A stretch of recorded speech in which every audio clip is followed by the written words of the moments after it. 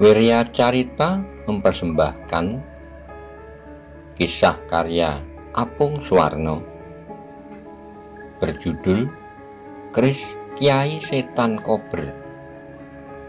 Selamat menikmati. Salam budaya. Monggo kula aturi subscribe, like, komen, saha share. Matur nuwun.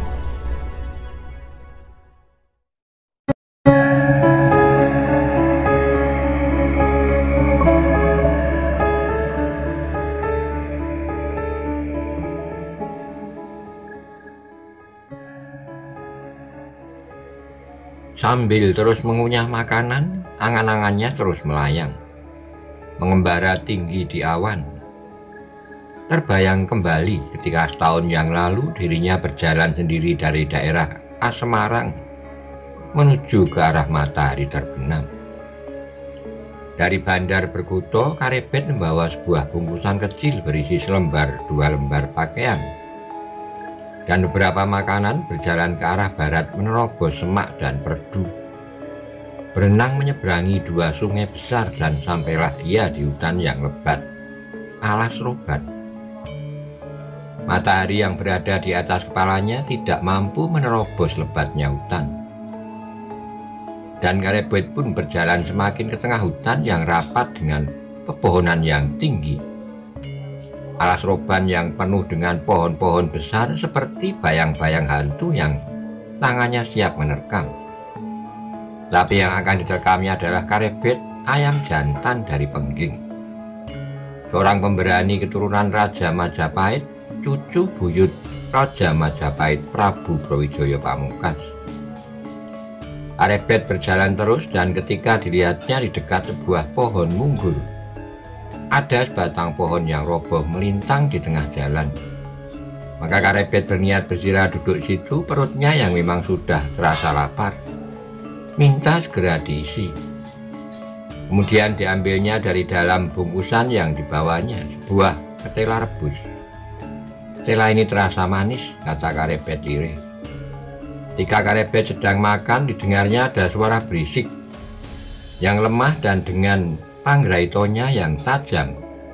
Dia bisa merasakan ada beberapa pasang mata yang sedang mengawasinya. Karebet segera berdiri, bersiaga penuh, siap menghadapi segala kemungkinan. Silahkan Kisanak keluar, jangan bersembunyi di balik pohon, kata Karebet. Tak lama kemudian muncullah 4 orang berwajah garang dengan membawa senjata tajam.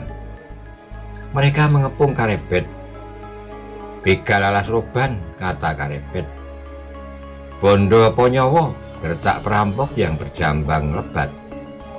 Kisanak, saya bukan orang kaya, tidak punya harta apapun, saya hanya lewat saja. Dan saya harap Kisanak tidak akan mengganggu saya, kata Karebet.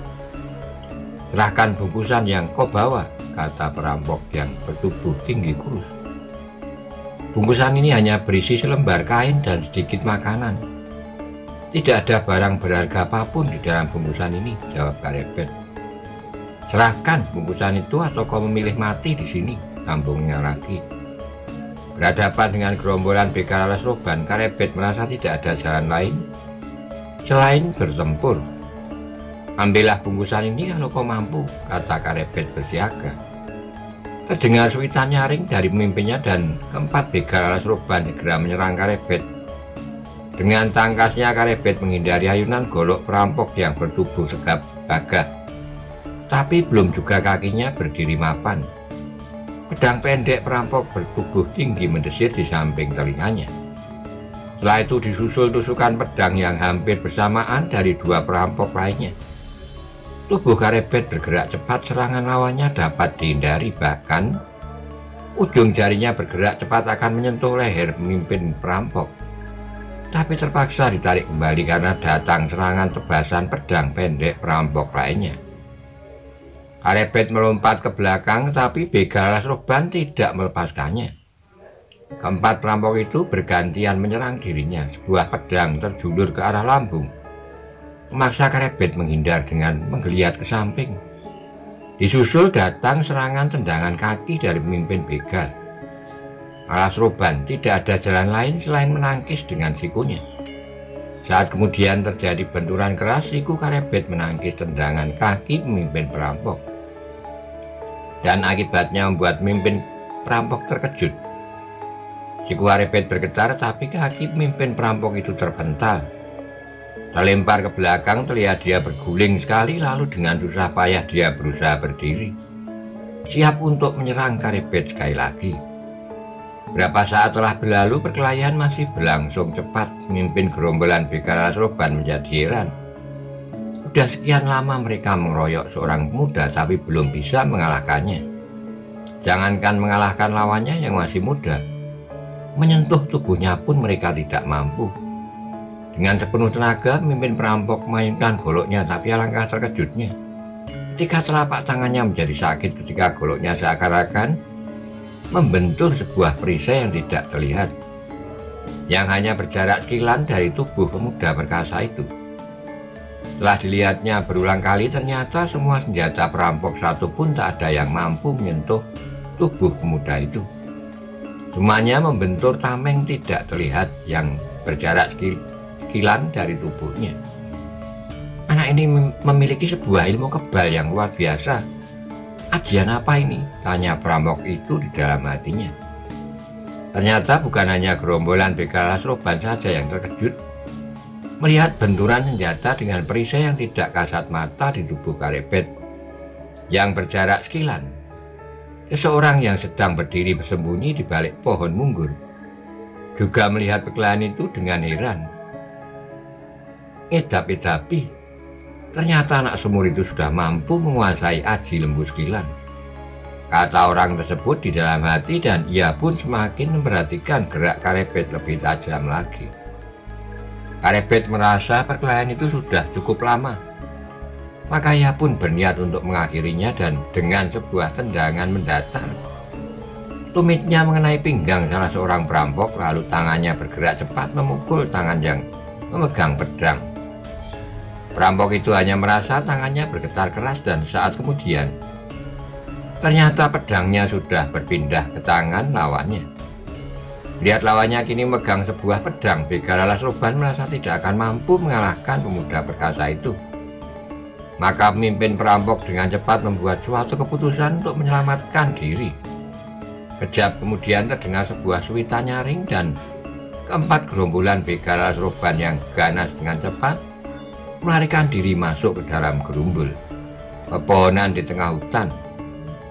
Karebet hanya memandang ke arah hilangnya para perampok, dan sekarang di tangannya tergenggam sebuah pedang milik salah seorang begal Alas Roban. Namun saat kemudian Karebet terkejut bukan buatan ketika ia mendengar suara orang batuk disertai dengan suara gemerisik di balik pohon munggur.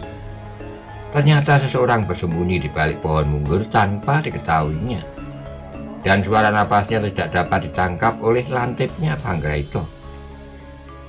Pasti dia orang pinunjul, seorang yang mumpuni dalam olah kanuragan.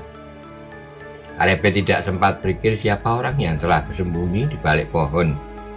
Yang dapat dilakukan saat itu adalah mengeterapkan aji lembu sekilan sejauh kemampuannya. Karebet bergerak memutar tubuhnya menghadap ke arah pohon munggur, bersiaga sepenuhnya menghadapi orang yang bersembunyi di balik pohon itu. Sekejap kemudian Karebet terlihat berdiri kokoh di atas kedua kakinya yang renggang. Jari tangannya dengan kuat menggenggam pedang rampasan, mengeterapkan aji lembu sekilan yang telah mancing dalam dirinya dalam tingkat kemampuannya yang paling tinggi. Dan ia pun telah bersiap sepenuhnya menghadapi serangan orang yang bersembunyi di balik pohon munggur. Karebet terkejut ketika dari balik pohon terdengar suara. Ternyata kau, Karebet. Setelah itu terlihat seseorang melangkah keluar dari balik pohon munggur. Seorang yang berumur setengah abad, bertubuh sedang, berpakaian sederhana dan berwajah tenang. Melihat seseorang keluar dari balik pohon munggur, Karebet pun berkata dalam hati, "Pantas kalau aku tidak mampu mendengar kehadirannya di sini." Karebet segera meletakkan pedang dan perlahan-lahan dilepaskannya aji lembu sekilan. yang mancing di dalam dirinya. Lalu dihampirinya orang yang menyapanya. "Siwa Kebo Kanigoro," kata Karebet sambil melangkah maju. Diciumnya tangan orang itu. "Kau mau kemana, Karebet?" tanya orang yang baru keluar dari balik pohon munggur.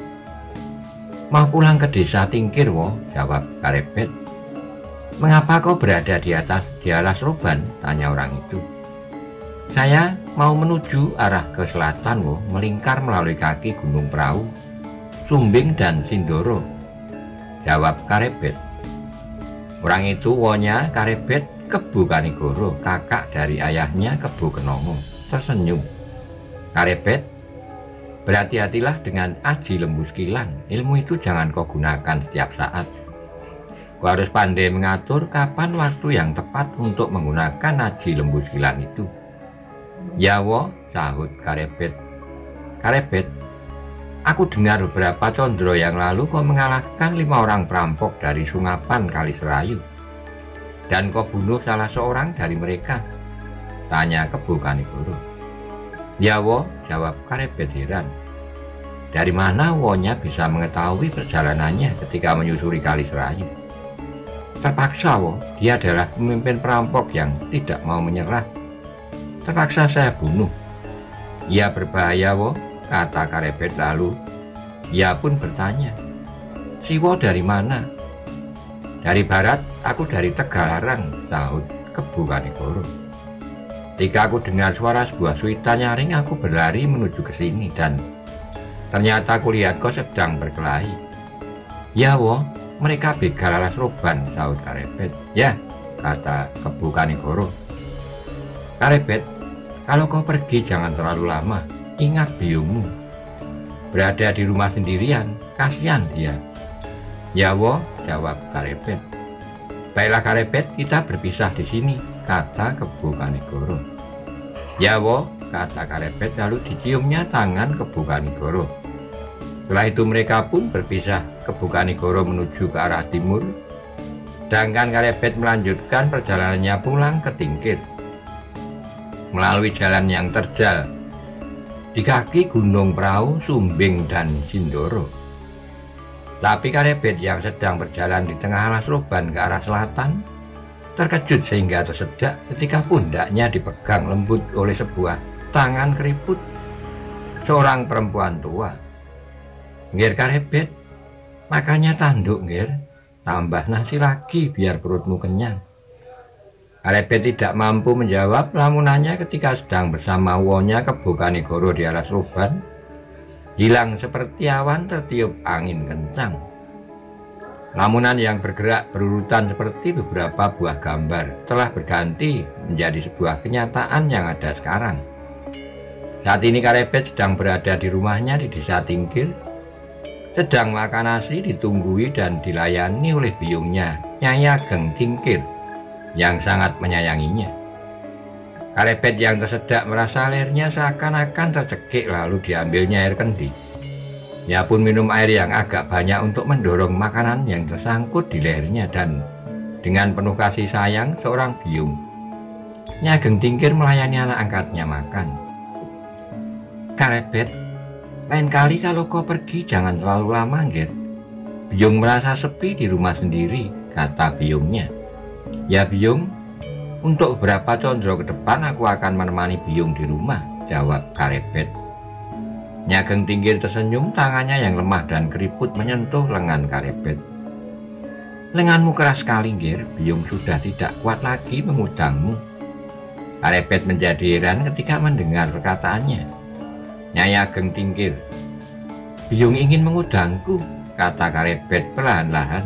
Padahal dia sendiri tidak ingat kapan terakhir kali dia dikudang biungnya. Selama beberapa hari kemudian, Karebet disibukkan dengan pekerjaannya di ladang. Di samping pekerjaan menanam padi gogo, Karebet tidak lupa berlatih olah kanuragan. Berapa hari dia tinggal di dalam hutan melatih kekuatan tangan dan kaki, berlatih kekuatan rogo dan jiwa, berlatih bukan hanya ilmu dari panguruan pengging saja, tapi juga ilmu dari beberapa perguruan yang lain. Perjalanannya menjelajah ke berbagai tempat, lembah, jurang, oro-oro, sungai, gunung, kawah rawa, gua leweng, pantai lumpur panas, membuatnya banyak berpengalaman menghadapi alam. Karepet yang mengenal hampir semua daerah di Pulau Jawa bagian tengah, mengenal sebagian daerah Brang Wetan maupun Brang Kulon, dari pesisir kidul sampai pesisir lor, telah mengetahui bermacam-macam perguruan ulah kanuragan. Berapa kali Karepet telah bertemu dengan orang yang berilmu tinggi, maka ia pun tak segan selama beberapa condro berguru kepadanya. Karepet sangat tekun, tak kenal lelah, ia pun rajin berlatih untuk memperdalam aji lembu sekilan. Sebuah aji yang dianggap oleh orang-orang Pinunjul sebagai aji yang telah punah. Aji yang dulu hanya dimiliki oleh Mahapatih Gajah Mada. Yang tak terkalahkan, aji yang telah lama dianggap hilang. Bersamaan dengan moksonya sang Mahapatih Kerajaan Majapahit yang perkasa.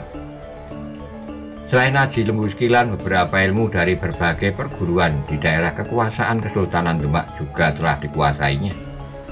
Karepet menguasai ilmu kanuragan dari perguruan Selo yang dipimpin oleh Ki Ageng Selo, yang mampu menangkap petir. Menguasai aji tapak angin dari perguruan Baurekso yang tinggal di Korowelang. Menguasai ilmu sirep Megonondo dari Padepokan Randu Tunggal, di sebuah gua yang tak jauh dari Segoro Kidul. Bahkan ilmu Senggoro Macan dari buyut Gunung Kelut pun telah dikuasainya dengan baik. Di suatu pagi yang cerah, setelah matahari terbit, Karepet duduk bersila di tanah. Matanya terpejam memusatkan pikiran untuk memulai gerakan sebuah ilmu kanuragan. Sekejap kemudian Karepet telah meloncat berdiri, kedua tangannya bersilang di depan dada. Seolah-olah di depannya sedang berdiri seorang yang menjadi lawannya. Karepet menggerakkan kedua tangannya secara bergantian menyerang musuhnya. Tebasan sisi telapak tangannya menyerang ke depan. Disusul tusukan dua buah jari tangannya ke arah leher. Ketika lawannya seakan-akan menangkis, maka dengan cepat 5 jari tangannya telah berubah arah, menyerang dada dengan jari-jari tajam mencengkeram. Karepet bergerak melingkar mengelilingi musuhnya, tangannya bergantian menyerang cepat sekali. Tangannya yang hanya 2 buah seakan-akan telah berubah menjadi 3 buah. Itulah ilmu Trisula Manik dari Panembahan Gunung Lawu, yang bersumber dari ilmu Ronggolawe yang perkasa. Karepet bergerak dengan cepat menyerang musuhnya, keringatnya mengalir deras, sehingga terasa tubuhnya menjadi licin. Ternyata Karepet sedang mengeterapkan aji belut putih, yang bisa membuat tubuhnya menjadi licin selicin belut, yang tak akan dapat ditangkap lawannya. Karepet masih terus bergerak lincah, tangan dan kakinya menyerang bayangan lawannya. Dikeluarkan semua kemampuannya, diperasnya semua ilmunya sampai tapis. Matahari sudah semakin tinggi ketika Karepet mengakhiri latihannya dari hari itu. Lalu diambilnya sepotong kain dari bungkusan yang dibawanya, dibersihkan keringat yang menempel pada tubuhnya. Setelah cukup beristirahat, maka Karepet berjalan keluar dari hutan. Langkah kakinya telah membawanya menuju ladangnya. Dilihatnya, padi gogo di ladang hampir menguning. Bentar lagi akan dipanen, sehingga Karepet merasa harus lebih sering ke ladang untuk mengawasi padinya, supaya tidak habis dimakan burung. Beberapa hari kemudian, di suatu pagi yang cerah, Karepet bersiap akan pergi ke ladang. Ketika itu dilihatnya Nyai Ageng sedang menyapu halaman. "Ngir Karepet, kau akan pergi ke ladang?" tanya Nyai Ageng Tingkir. "Ya Biyung," jawab Karepet. "Bawa makanan yang banyak, Ngir," kata Biyungnya. "Sudah Biyung," jawab Karepet. Dan berangkatlah dia ke ladang menunggu padinya yang hampir panen. Menjelang sore, hujan gerimis membasahi desa Tingkir. Awan mendung masih menggantung dari arah selatan. Terlihat seorang laki-laki yang berperawakan tinggi, berpakaian berwarna wulung, memakai ikat kepala wulung, membawa sebuah tongkat cis, berjalan perlahan-lahan mendekati ke arah Karepet. Gerimis masih turun di desa Tingkir. Udara pun menjadi dingin. Dari kejauhan nampak Gunung Merbabu masih tegak berdiri, tapi Karebet merasa sangat terkejut ketika mengetahui tiba-tiba beberapa langkah di depannya telah berdiri tegak seorang berpakaian wulung memakai ikat kepala wulung dengan membawa sebuah tongkat. Karebet adalah seorang pemuda perkasa yang prigel olah kanuragan. Mata dan telinganya terlatih baik dan mempunyai panggraito yang tajam. Tapi ternyata dia tidak mengetahui kedatangan orang tersebut. Segera saja ia bersiaga, matanya tajam memandang sosok tubuh yang tegak berdiri di depannya. Orang yang berpakaian wulung memandang Karebet yang berada beberapa langkah di depannya, dan ternyata sorot matanya yang sejuk mampu membuat Karebet bersikap ngapurancang dan menundukkan kepalanya. Jenak kemudian orang itu pun berkata, "Cah bagus, jangan terlalu asik bekerja. Pergilah gayuh kamukten di Kasultanan Demak. Mengabdilah engkau kepada Sultan Trenggono. Besok engkau akan menjadi seorang raja." Karebet menengadahkan kepalanya, memandang kepada orang yang membawa tongkat. Ia terkejut ketika melihat orang yang berpakaian wulung telah berada jauh di depan, berjalan ke arah utara. "Luar biasa orang itu," kata Karebet kagum. "Cepat sekali jalannya. Siapakah dia? Apa katanya tadi? Aku harus pergi ke Demak, mengabdi kepada Sultan Trenggono, jadi raja." "Raja? Siapakah sebenarnya orang itu?" kata Karebet dalam hati.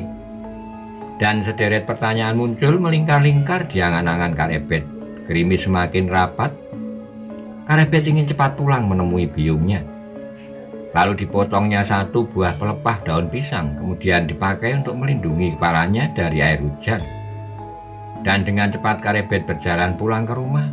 "Biung," kata Karebet memanggil Nyai Ageng Tingkir ketika sampai di rumah. "Ada apa, Nggir, anakku Karebet?" taut biungnya yang keluar dari ruang dalam.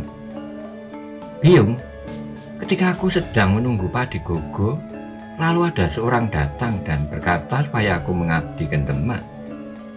Dan nantinya aku akan menjadi raja," kata Karebet. "Kau akan menjadi raja, Nggir?" tanya Nyai Ageng Tingkir. "Kata orang itu, Biung," jawab Karebet. "Ciri-ciri orangnya seperti apa, Nggir, Karebet?" tanya Nyai Ageng Tingkir. "Orangnya tinggi, Biung, berpakaian serba wulung, ikat kepala wulung, dan dia membawa sebuah tongkat," kata Karebet. "Nggir, Karebet, dia adalah seorang wali yang waskito. Dialah Kanjeng Sunan Kalijogo," kata biungnya. Karebet terkejut ketika mengetahui yang berkata demikian adalah Kanjeng Sunan Kalijogo. "Lalu apa yang harus aku lakukan, Biung?" Nyai Ageng Tingkir memeluk tubuh Karebet yang basah terkena air hujan. "Nggir, Karebet, biung rela kau pergi ke kota Raja Demak, karena yang mengatakan kau akan menjadi raja adalah seorang wali yang waskito, Kanjeng Sunan Kalijogo." "Ya, Biung," kata Karebet. "Nggir, Karebet, sebaiknya kau berangkat besok pagi," kata biungnya. "Ya, Biung," jawab Karebet. "Nggir, jarak ke kota Raja Demak sangat jauh. Kalau kau berangkat sendiri, kau bisa tersesat.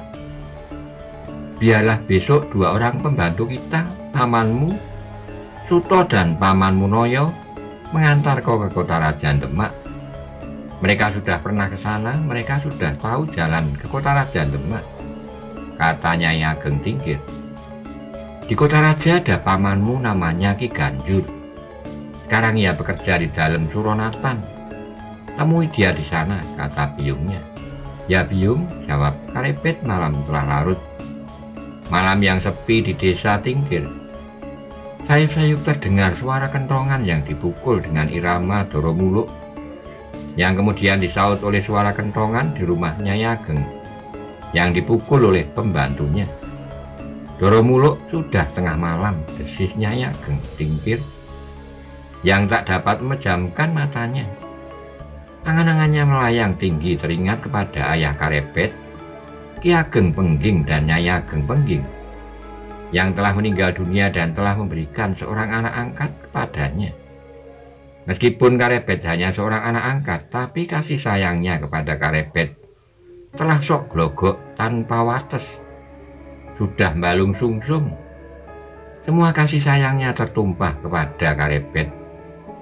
Ini Karebet besok pagi akan ke Demak, seorang wali yang waskita, salah seorang wali songo, Kanjeng Sunan Kalijogo, telah berkata bahwa Karebet besok akan menjadi seorang raja. Tangannya yang keriput mengusap matanya dan telapak tangannya pun menjadi basah. Betapa bangganya Nyai Ageng Tingkir, anak angkatnya besok akan menjadi seorang raja. Karebet akan mukti di kota raja. Anakku akan menjadi raja di sana, kata Nyai Ageng Tingkir dalam hati. Di kamar yang bersebelahan dengan kamarnya Ageng, Karebet tak bisa menjamkan matanya. Besok pagi dia akan pergi ke kota Raja Demak meninggalkan biyungnya yang semakin tua. Sekarang pun biyungnya sudah sering lupa banyak yang ia tidak ingat. Biyung sudah mulai agak pikun. Kasihan biyung, kata Karebet. Keesokan harinya setelah fajar menyingsing, Karebet bersama pembantunya, Suto dan Noyo, bersiap akan berangkat ke Demak. Biar Karebet, itu bekal yang akan kau bawa, ada di atas lincak. Biar nanti yang membawa pamanmu Suto dan paman Noyo, katanya Nyai Ageng Tingkir. Karebet terkejut ketika melihat di atas lincak ada beberapa sisir pisang, pepaya, jagung, tela rambat, dan petela pohon. Ada juga jagung pripil yang sudah direbus. Ternyata biyungnya mempersiapkan bekalnya sejak menjelang fajar. Ya biyung, jawab Karebet yang tak sampai hati kalau ia menolak bekal yang sudah disiapkan oleh Nyai Ageng Tingkir. Jika semuanya sudah siap berangkat, Nyai Ageng Tingkir kemudian memeluk anak angkatnya dengan erat. Kau akan mukti di sana, Ger, kata biyungnya. Ya biyung, kata Karebet. Karebet kemudian mencium tangan biyungnya. Dan kepergiannya ke kota Raja Demak telah dilepas dengan linangan air mata biyungnya. Mari kita berangkat, Paman, kata Karebet kepada pembantu biyungnya, Suto dan Noyo. Langkah demi selangkah mereka bertiga meninggalkan desa Tingkir menuju ke utara, kota Raja Demak. Pagi itu langit di atas Gunung Merbabu terlihat cerah. Seorang pemuda tampan beserta 2 orang setengah baya berjalan keluar dari desa Tingkir menuju ke arah utara. Karebet atau yang disebut juga Joko Tingkir yang sedang berusaha gayuh kemukten di Kasultanan Demak berjalan di depan, kemudian di belakangnya diikuti oleh kedua pembantunya, Suto dan Noyo. Sebetulnya Karebet lebih senang kalau ia berangkat ke Demak sendiri, berjalan tanpa harus membawa teman maupun beban, seperti yang telah berkali-kali dilakukannya. Tapi dia tidak sampai hati membantah perkataan ibunya. Nyai Ageng Tingkir masih menganggapnya seperti anak kecil. Biyungnya menganggap ia belum tahu jalan yang harus ditempuh untuk menuju kota Raja Demak, sehingga perlu menyuruh Suto dan Noyo untuk mengantarnya, sekaligus sebagai penunjuk jalan. Biyung pasti mengira kalau aku belum pernah pergi ke kota Raja Demak, kata Karebet dalam hati.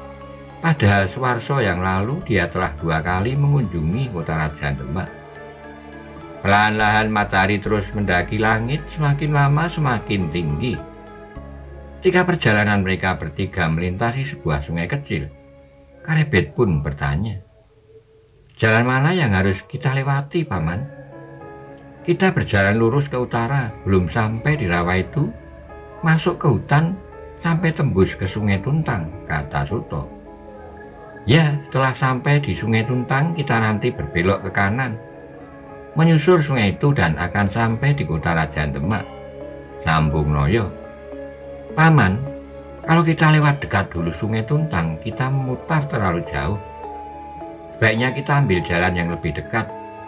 Setelah kita melalui pohon randu alas di sebelah gumuk, kita berbelok ke kanan. Lewat jalan setapak, nanti kita akan sampai di sebuah belah timur Kedung Srengenge," kata Karebet. Mereka berdua mengangguk hampir bersamaan. Dan keduanya mandang Karebet heran, dari mana ia bisa mengetahui tentang jalan pintas itu. Kita berhenti dulu di bawah pohon randu alas, Paman. Kita makan bekal yang diberi Biyung supaya Paman lebih ringan membawanya, kata Karebet sambil tersenyum. Mereka bertiga berjalan menuju pohon randu alas, duduk bersama di bawahnya sambil menikmati bekal yang dibawanya.